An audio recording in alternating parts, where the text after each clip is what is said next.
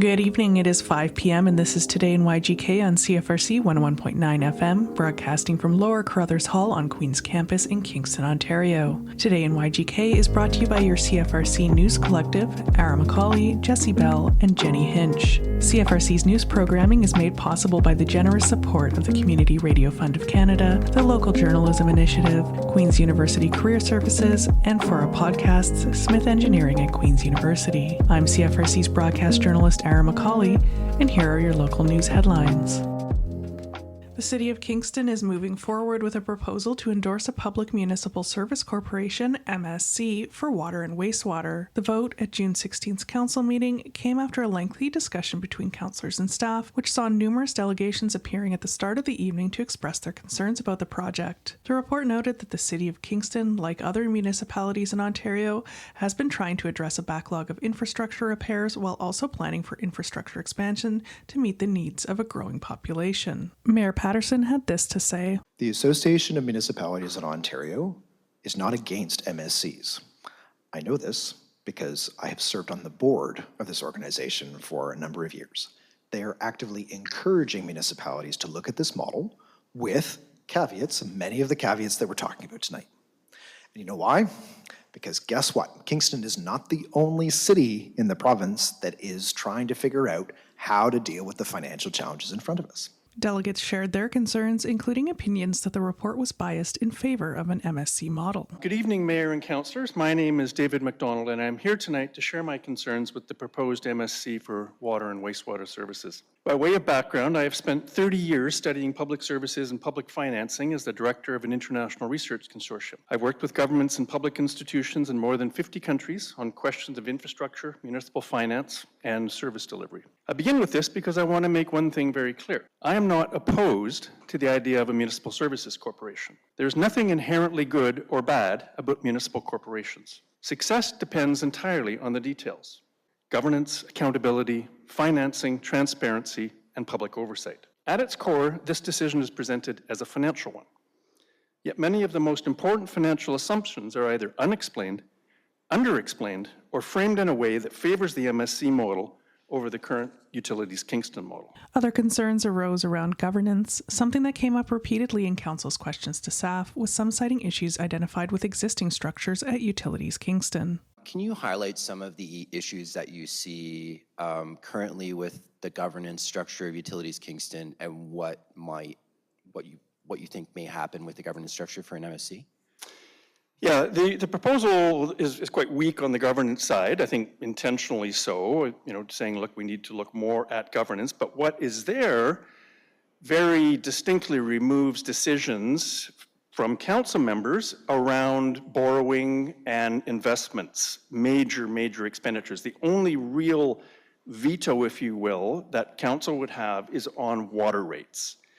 Now, to what extent council members will have the necessary information and the political will to challenge a even further arm's length removed municipal services corporation than it currently does with Utilities Kingston is genuinely of concern. Decisions about where to borrow money from, how much money to borrow, how much money to invest, those things would be done at arm's length by a municipal services council. And the proposal also basically says subject area expertise would sit on the board, which historically has meant engineers and finance people. And so there's nobody there doing work on affordability, on homelessness, on housing, other things that water and sanitation services are just so utterly relevant to.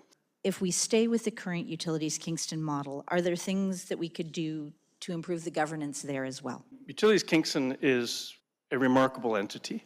I often cite it in my academic work as a multi-service provider that does an excellent job efficiently, safely, but could you make it also more robust and more democratic and more transparent and more engaging? Absolutely. The danger of removing it from that kind of democratic engagement and oversight in the way that's proposed in this report is that you lose the potential of doing that. So I think the UK is in a much better position to have that kind of public engagement to enhance its publicness and make that more robust. Councillor Tozo was less confident about this assertion. From a governance perspective, I actually think Utilities Kingston has some issues. It's a self-appointed board. We sit as shareholders as council. We have the mayor and CAO as board members, but we don't actually get involved in day-to-day board meetings. Do you think that there is an opportunity with a new organization to revamp its governance and revamp its oversight and accountability by starting it from zero? Because trust me, I've dealt with organizations that are already entrenched. It's very hard to change governance once they're in place. Well, the silver lining here may be this is an opportunity to restructure Utilities Kingston. We are remarkably privileged to have these resources, to have them publicly owned, and to have them well run. Can Utilities Kingston be governed better? Absolutely. Do we want to take a risk based on numbers that really don't show meaningful comparisons on the hope that we might be able to create a better governance structure with a whole new corporation that is inherently further removed from council? I don't know. I just find that too big of a risk. As it stands now, Utilities Kingston has no ability to issue its own debt for water or wastewater services, meaning funding for asset renewal and expansion must be secured through City of Kingston. Debt-related water and wastewater infrastructure currently represents about 40% of the long-term debt issued by the City of Kingston, and in 2025, Council approved an additional yearly investment of about $100 million. The city's other renewal investments, including roads, transit, transportation, parks, fleet, recreation, culture, affordable housing, airport, and employment lands, require a forecasted investment of $128 million per year, bringing the total annual cost to $228 million. Even with a reduction in current levels of service, city staff argue that the current financial model cannot meet current and future asset needs, even with significant tax and fee increases on a yearly basis. It seemed that much of the confusion in the report centered around debt reallocation, budget projections, and the cost of borrowing in both systems. The city's current total debt balance is expected to increase to $475 million at the end of this year, of which about 40% relates to water and wastewater infrastructure. Staff argue that removing 40% of the city's debt from the city's book and onto the MSC will provide the city with more than $20 million in additional debt capacity without increasing property taxes and municipal fees. CAO Hurdle had this to say. I want to be clear that ultimately, no matter which model the city decides to implement, there would be a rate increase. Because in order to bridge the financial gap for asset management, we can't do that with 4%. Councillor Glenn questioned how a municipal service corporation could borrow at a higher rate and still save taxpayer money. So can someone please explain how the Municipal Services Corporation can borrow at a higher rate and then still end up saving money? Because I think that's one of the questions fundamentally people would like to understand. So the borrowing rate combined with the ability to extend the repayment terms allows for, at the end of the 10-year period in the model, an additional $10 million available. So it all has to do with not just the rate, but the entire terms of the financing. In the report, there's a question about the rate of borrowing for Utilities Kingston would be 5.25%. How do we get to that number? The 5.25% was arrived at through some discussions with lenders that aren't Infrastructure Ontario. It is a very conservative number. Basically, 20 basis points was added to that number in the financial modeling that I did to be conservative. Kingston Hydro Corporation has a very similar structure where it holds the assets, liabilities, et cetera. And Kingston Hydro's current average debt rate for third-party lenders at the end of 2025 was 3.82%, and the loans taken out in 2025 were for 4.25%. Several councillors, including Councillor Tozo and Amos, acknowledged that current debt levels paired with aging infrastructure was an issue that could not be ignored. Is an MSC an ideal way to build infrastructure and to finance it over a longer term period? I hate debt. I wish we had more revenue streams from the province of Ontario. We don't control that. What we control, again, is user fees, debt, and taxes. And debt has to play a picture on how we fund our infrastructure. It simply has to. MSCs are going to enter the picture because it makes sense that if we're investing in critical infrastructure, that people over a longer term period of time do have to pay for it. Right now, we are locked in a debt spiral with lack of income coming in, and we need to ensure that we have the right mechanisms in place. Councillor McLaren, however, shared his concerns. There will be additional costs that we will be responsible for in some way or another, especially if things go bad. and things can go bad. Just recently, you may recall, we had a problem with the Taxi Commission, even though we had council representation on it. The risk and the problem that's been identified by people is financialization, the changing of the values from helping people, from building infrastructure for the community, to maximizing revenue so that you can get more debt. The way I see this, it looks like to me we're asking for a second credit card without increasing our revenue. The report noted that City Council would retain the authority to approve user rates with recommendations from the Public Municipal Service Corporation, and MSC's budget approvals and debt issuances would be subject to City Council rate approvals, as is the case with Utilities Kingston in the current model. Utilities Kingston, as the operating authority and the licensed operator, would continue to do exactly what it does today. Councillors noted concerns from constituents that this model could open the door to privatization in future, something that staff shot down. Are there any concerns that an MSC model could move us closer to privatization? That's come up so much in all the emails that we've received. Yeah, I mean, I think that those concerns were valid on the basis of the KPMG report, the public-facing report that first came out, and the way that was structured and KPMG's history and the language embedded in that report. I think that this staff report that came out subsequently, made it clear that that's not the objective. I want it to be crystal clear to the public and the community, the governing body of the Corporation of the City of Kingston uniformly rejects privatization of our water and wastewater services. However this goes forward, if it passes or fails, we are not going to privatize your water and wastewater. Even with council approval at this meeting, the process for the implementation of a public municipal service corporation will require future city council decisions, including a shareholder declaration and asset transfer. This is not complete. There's still lots of work to do for implementation. We're proposing to bring the first step, recognizing that there will be a minimum of 2 additional decision points for council.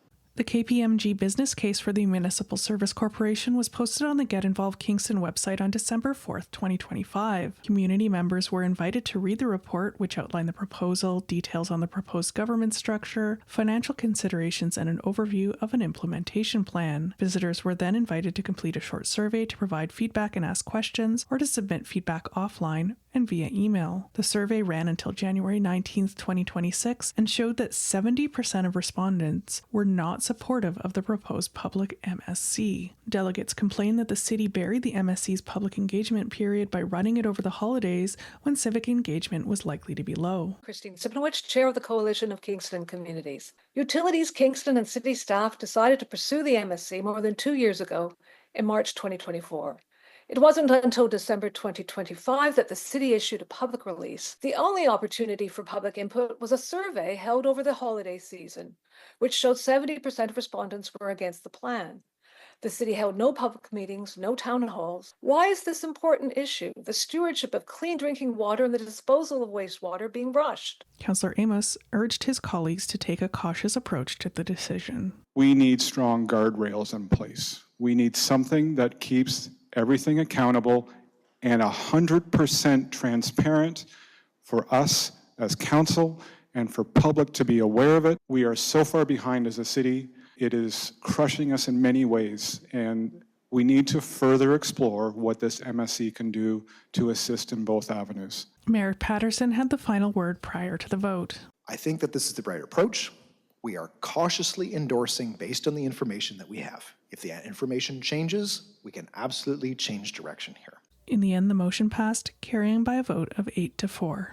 Councillor Osanek, Glenn, McLaren, and Shinani opposed. That wraps up your headlines for this evening. Next up is Jesse Bell with your CFRC Sports Desk. This is Jesse Bell from the CFRC Sports Desk, and this is your CFRC Power Plays Sports Report, and I'm joined in studio today by 2 Olympic hopefuls, James Fair and Alex McDonald. James, Alex, welcome to the studio. Thank you. Yeah, thank you very much. If you wouldn't mind just giving the folks at home a quick introduction to who you are and what the Olympic dream is looking like. Yeah, so my name is James Fair. I'm from Kingston, Ontario originally. I'm also a Queen's student at Queen's University studying mechanical engineering. I've been sailing my whole life. I started at the Kingston Yacht Club when I was around 4 or 5 years old, began racing when I was 8, all the way up to the national team level, and then I started shooting for the Olympic dream just in the last couple of years. And I am originally from Australia, you might be able to tell by my accent. And I learned to sail when I was a kid, and coached a little bit, but it wasn't my primary sport. I was a rower for most of high school and the beginning of university. I started uni in Australia, and then I actually transferred to Queen's halfway through my degree, so I'm a dual Canadian and Australian citizen. And then I met James about a year ago, and he introduced me to sailing at this sort of level, and we had 3 weeks of intense training, and we went for our first regatta, and it's kind of sprung from there.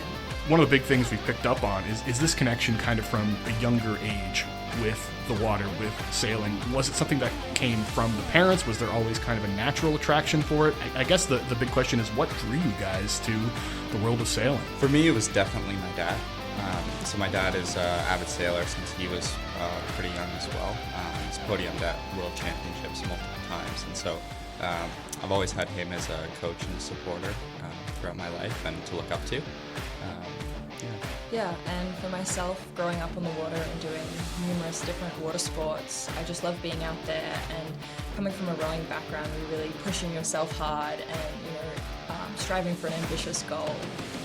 What better goal to push myself towards? Can you talk a little bit about the mixed 470 sailing class in general? Because certainly I'm no sailing expert, and I think it's a sport that maybe a lot of our listeners are not super familiar with. So can you give us a quick rundown of mixed 470 and maybe talk about why you guys may in fact be the first Canadians to qualify? Absolutely. So the mixed 470 class, in the name you can see it's mixed, so that means 1 male, 1 female. So it's a 2-person boat. The boat has been in the Olympics since the '76 Olympics when it was first hosted in Kingston. But the mixed 470 class, it's a new change since the Tokyo Olympics, where they've switched from a separate male and female category over to the mixed category. Yeah, and then I think in Canada there's only a handful of teams at the moment, so yeah, we're hoping to be the sorry. In Canada, there's only a couple of teams, and we haven't had a boat go to the Olympics for Canada in the mixed 470, so if we make it, we would be the first. Now that we've kind of set the stage, we've talked about the background, we've talked about the new changes to the event, how can our listeners at home help support this Olympic dream? So there's many ways. Firstly would be following us on our social media and keeping up to date with what we're doing. Our Instagram is Team Canada 470. And then next would be our fundraiser. So we have a really exciting fundraiser on the 26th of June that we've planned at the Kingston Yacht Club. There's going to be lots of exciting things, auctions, raffles, music, food and drinks. So yeah, to come along would be the best way. And yeah, so that event's going to be running from 5 p.m. to 8 p.m. It's free admission, and anybody who comes, we recommend a donation of $20 to $25, but anybody's welcome to join, and we're just happy to have people there. 100%, and I love that very accessible number, that $20 to $25, because I think, especially when it comes to sailing, maybe a sport people aren't familiar with, they don't really know what that cost point could look like. But by encouraging, those smaller entry-level donations, I think that's a great way to not just work towards the goal, but foster a sense of community, because what you're looking to do is a pretty profound thing. You are looking to represent an entire country, and I think that's a really beautiful goal to strive for. And for our podcast listeners, we will have a link to that event in the description. For our radio listeners, I'm just going to reiterate. So it's the social media account one more time. Is Team Canada 470 at Instagram. And I'm assuming you'll be posting more event details closer to the date. And it's June 26th from 5 to 8 p.m. at the Kingston Yacht Club. It's an event with local connections, a Kingston and Queens connection that is looking to power a couple of young athletes all the way to the 2028 Summer Games. James, Alex, thank you very much for your time. All the best. I am looking forward to following the ongoing accomplishments of Team Canada, and pretty historic thing here. We really appreciate you giving some time to CFRC to amplify your dream, your goals, and we've got our fingers crossed. We'll be making a donation. We wish you all the best. Of course. Thanks, Jesse. Thanks for having us. This is your Environment Canada weather report for the Kingston region. Wednesday, June 24th, 21 was your high, felt closer to 24, dropping down to 16 degrees overnight. Thursday, June 25th, 20 is the high, feeling closer to 22, but there is a 55% chance of precipitation in the afternoon, and actually a thunderstorm warning at that. Friday, June 26th, a sun and cloud mix with showers throughout the day, but they won't last very long, just quick little rain spritzes. High of 21, quite sunny when it's not raining with a max UV index of 10, so make sure you put on your sunscreen if you're heading outside, dropping down to 15 overnight. Saturday, June 27th, 23 is your high. Looks like it'll be a beautiful sunny day here in the city of Kingston, dropping down to 14 overnight. Sunday, June 28th, 23, once again your high, but very, very warm and humid with a 63% chance of rain and a feel of about 30 degrees. So when it's not raining, it's going to be very sunny, very hot. Dress accordingly. Monday, June 29th, 25 is your high with a 55% chance of precipitation, dropping down to 17 overnight. This is your City of Kingston traffic report for the week. Expect delays on Bath Road from Sir John A. Macdonald Boulevard to Portsmouth Ave for the installation of intersection pedestrian signals. The city is installing IPS at several locations to make it easier and safer for pedestrians to cross busy roads. IPS are being installed at the following intersections: Bath Road at Lafleur Park, Concession Street at Kings Court Avenue, and Stephen Street at Patrick Street. Wright Crescent at Palace Road is closed for a contractor to complete roadway repairs, pedestrian safety and access improvements, and traffic calming features on Wright Crescent.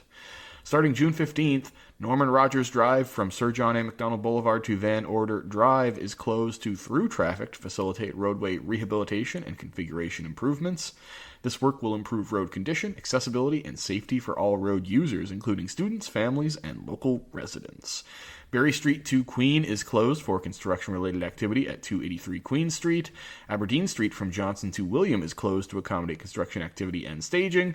And worth noting that select areas of downtown near the King Street East and West sections will be closed for the FIFA Canada Celebrates event at Springer Market Square on June 27th to the 28th. Hello, Kingston, and welcome back to CFRC 101.9 FM, broadcasting from Kingston, Ontario. I'm CFRC's Community News and Arts Coordinator, Jenny, and this is your weekly events and concerts calendar brought to you by Flying V Productions. Whether you're looking for live music, community events, workshops, markets, art exhibits, or something fun to do around the city, there is plenty of happening in Kingston this week, so let's get into it. On Wednesday, the Biosciences Complex hosts the Preferred Supplier Trade Show from 10 a.m. to 2 p.m., while Thrive 365 presents Watercolor Flow, finding motivation and connection in Macintosh Quarry Hall. Teens can head to Rideau Heights branch for games and grub later in the afternoon.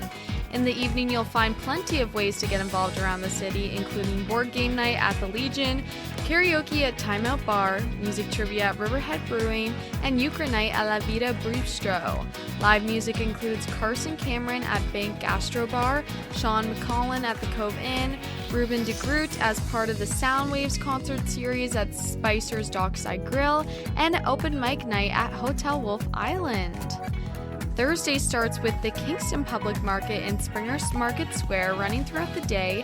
The Central Branch Library hosts 20-something Thursday trivia night in the evening, while Cruise for a Cause sets sail from Crawford Wharf.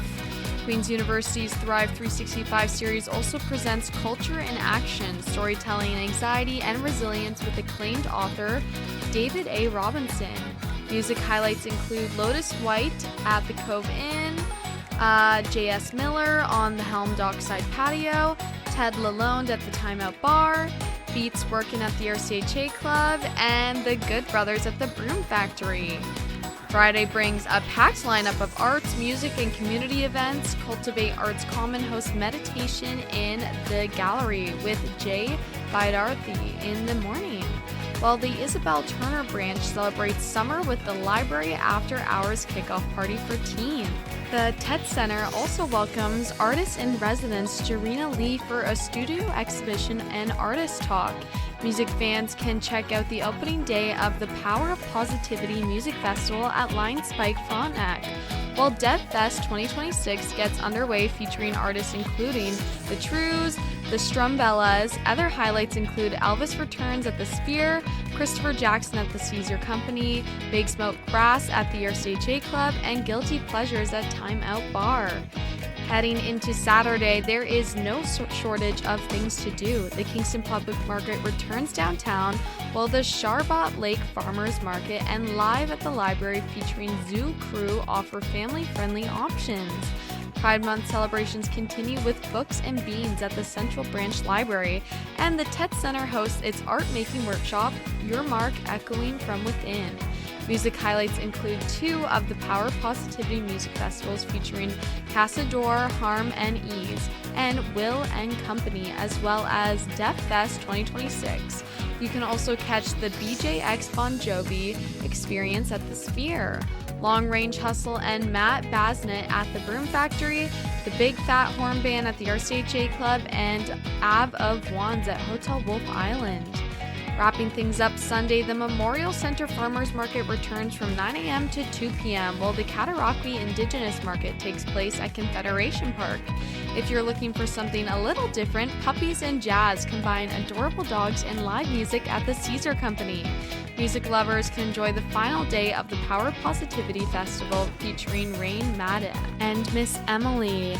Head over heels at the Cove Inn and live music Sundays at Finkel Shore Park. That's your weekly events and concerts calendar for June 22nd through the 28th. For more information on any of these events, visit the CFRC website and keep it locked right here on CFRC 101.9 FM. This events calendar is brought to you by Flying V Productions, bringing live theater, comedy, and unforgettable entertainment to audiences across Kingston. Be sure to check out their upcoming shows and events throughout the season. I'm Jenny, and thanks for listening, and have a great weekend. Thank you for tuning in to CFRC's local news programming. To revisit episodes of Today in YGK and listen on the go, be sure to head to our podcast network at podcast.cfrc.ca. Today in YGK is brought to you by the generous support of the Community Radio Fund of Canada, the Local Journalism Initiative, Queen's University Career Services, and for our podcast, Smith Engineering at Queen's University. Be sure to stay tuned for more CFRC programming coming up next.